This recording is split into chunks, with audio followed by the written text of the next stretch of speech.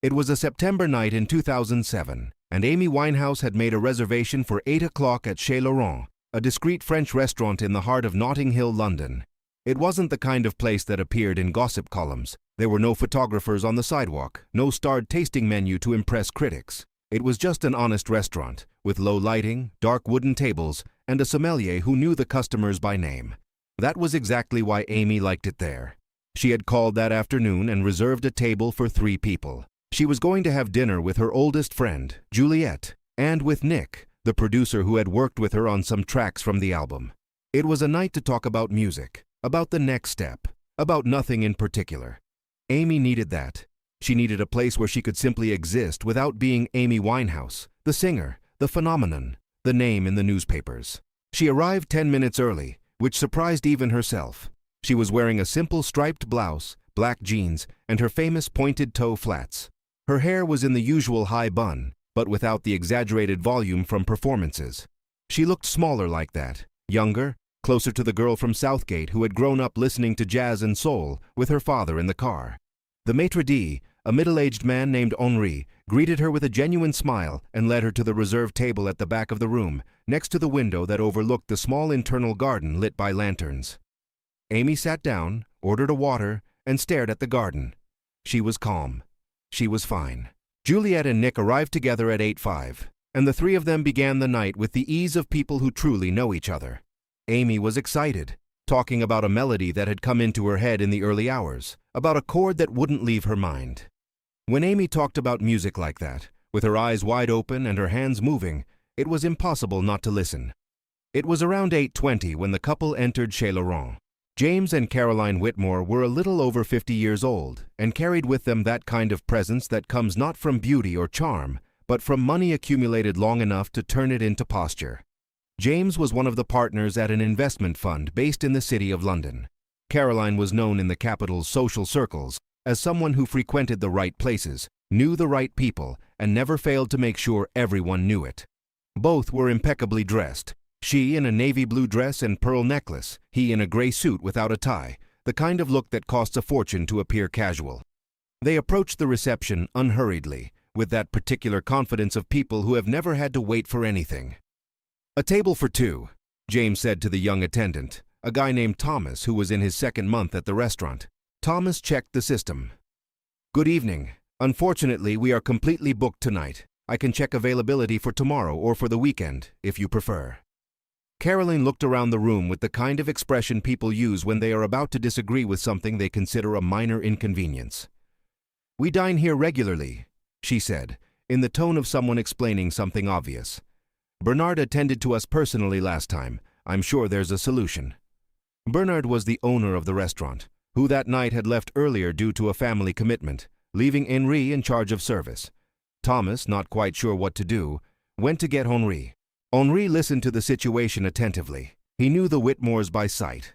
They dined at Chez Laurent 3 or 4 times a year, always ordering the best from the wine list, always leaving generous tips. They were good customers in the financial sense of the word. But the truth was simple. There was no table available. The restaurant was full. Henri was about to explain this with all the delicacy that 20 years of service had taught him when James Whitmore did something that changed the course of the night. He pointed. He pointed discreetly, with a gesture of someone merely indicating a direction, but enough for Thomas and Henri to understand exactly what he meant. He was pointing to the table at the back of the room, next to the garden window, the table where Amy, Juliet, and Nick were chatting animatedly. "That table has 3 people," said James, "but it looks like only 2 are actually dining. The other one is just drinking. I'm sure they can accommodate themselves somewhere else, a smaller table perhaps." Henri looked at the table. It was true that Nick had ordered only an appetizer and was mostly drinking wine while Amy and Juliet dined, but that was irrelevant. The table was reserved. 3 people had been seated there in advance. "Sir, that table is reserved for 3 guests," said Henri firmly, but still with all possible courtesy. "We're frequent customers," said Caroline, her voice gaining an artificial lightness that was more intimidating than any rudeness. "And we're suggesting a simple solution. I don't think it's an unreasonable request." Henri felt the weight of the situation. He knew that kind of pressure. He knew what was implicit in those words. "We are important. We spend money here. Make it happen." And there was something more. Henry had recognized Amy as soon as she walked in, but the Whitmores clearly hadn't recognized her. For them, it was just a group of young people occupying a good table, and young people like that could be moved. Henry made the mistake that would cost him dearly that night. He decided that he would at least check, that he would approach the table and see if there was any possibility of voluntary relocation. He wouldn't force anything, he told himself. He would just ask. He crossed the room, reached Amy's table, and apologized with a professional smile. "I apologize for interrupting," he said in a low voice. "We have a couple who are frequent customers of the restaurant, and unfortunately we have no tables available tonight. I would like to know if you would be willing to consider a switch. We have a table available closer to the entrance, a little smaller, but equally comfortable." There was a pause. Juliet looked at Amy. Nick set down his glass. Amy stared at Henry for a moment. There was no immediate anger on her face. There was something more like incredulity, that fraction of a second when a person processes what they have just heard and checks if they understood correctly. "You're asking me to switch tables," said Amy, "because there's a couple without a reservation who wants to sit here." Henry realized at that moment that he had made a mistake, but he had already gone too far to back down gracefully. "They are very valued customers of the restaurant, and we made a reservation," said Amy. Her voice was calm, very calm. Anyone who knew Amy Winehouse knew that her calm was sometimes more expressive than any outburst. "I called this afternoon. I confirmed for 3 people, this table, 8 o'clock. "I understand, and I apologize for the situation." "No," said Amy. "You're not apologizing for the situation. You're asking me to solve the situation for you." She paused. "There's a difference." The table next to them had gone silent. A middle-aged woman dining with her husband had stopped cutting her meat and was watching the scene unfolding with discreet attention. Henry stood there, not knowing what to say. Amy then did something no one expected. She didn't stand up. She didn't raise her voice. She didn't ask to speak to the owner. She turned in her chair, looked calmly toward the reception where the Whitmores were waiting, and stared at them for a moment. Just looking, with those big dark eyes that always seemed to be seeing something beyond the surface. Then she turned back to Henry. "Who are they?" she asked, genuinely curious. Henry hesitated. "They are frequent customers of the restaurant, Mr. Whitmore and his wife." "Are they famous?" "No, they're not." "Are they doctors? Did they do something important tonight that requires them to eat at this specific table?" Henry didn't answer. "So what makes them more important than us?" asked Amy. And there was something in the way she asked the question that was completely devoid of aggression. It was a real question, an almost philosophical one, as if she genuinely wanted to understand the reasoning. The woman at the next table had completely stopped eating. Henry opened his mouth and closed it again. "You don't need to answer," said Amy. "I know the answer. The answer is that they probably spend more money here than we do, and that makes them seem more valuable. And I understand that restaurants are businesses." She picked up her glass of water. "But you asked us to switch tables, Henry. You came over here and asked us to give up something we had planned in advance to accommodate people who didn't bother to plan anything. And that's not a reservation problem.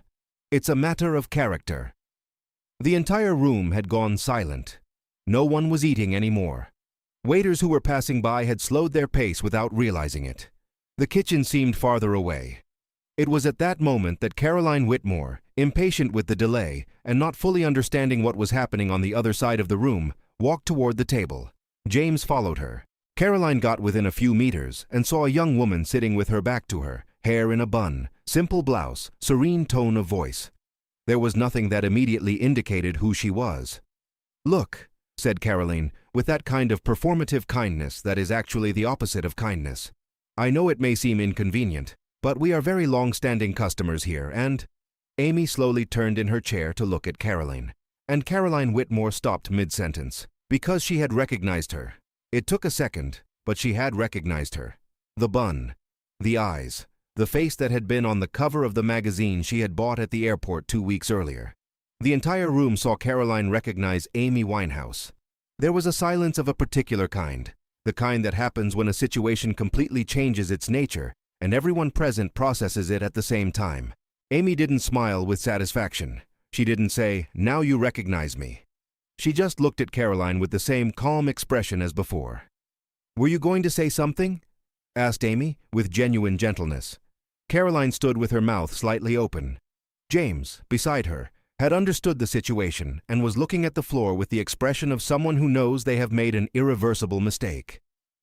"I didn't know who you were," said Caroline, and there was something automatically revealing in those words. Because by saying that, she had confirmed exactly what Amy had just articulated, that the problem had never been the table, it had been the judgment. "That's exactly the problem," said Amy, with a quietness that was more cutting than any louder word could be.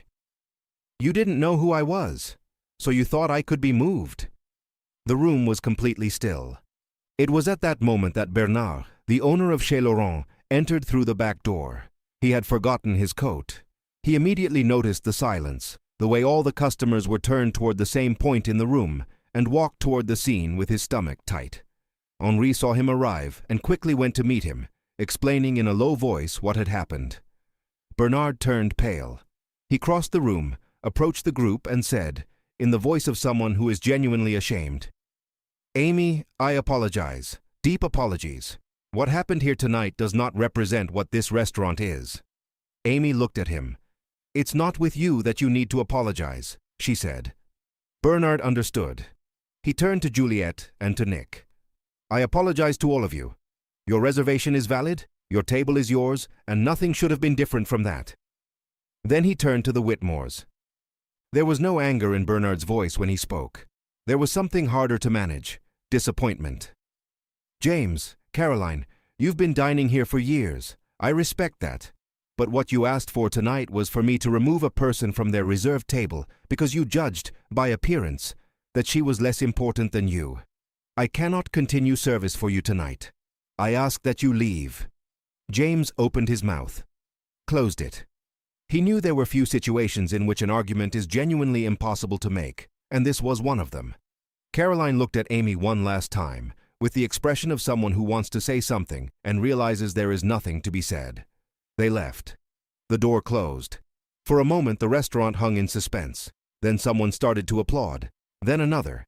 In a few seconds the entire room was applauding, not for the celebrity, not for the drama, but for the simplicity of the principle that had prevailed. Amy, to everyone's surprise, seemed slightly embarrassed by the applause.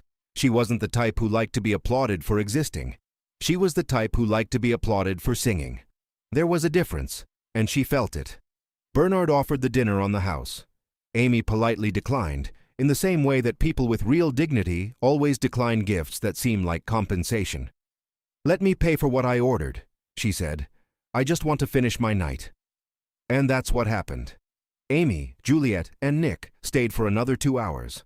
The conversation returned to music, to the melody that had appeared in the early hours, to a chord that seemed to have no resolution, but that Amy insisted did have one. Henri served them with redoubled attention, not out of guilt, but because he had understood something that night that he probably wouldn't forget any time soon. When they left, Amy paused briefly at the reception and said something simple to Thomas, the guy who was in his second month of work and had witnessed everything with wide eyes. "You're going to work in many places. You're going to meet many customers. Never let anyone convince you that one person is worth more than another just because they spend more money." Thomas nodded, unable to say anything. Amy opened the door and stepped out into the London night, the high bun disappearing down the street, as she had always done, without looking back.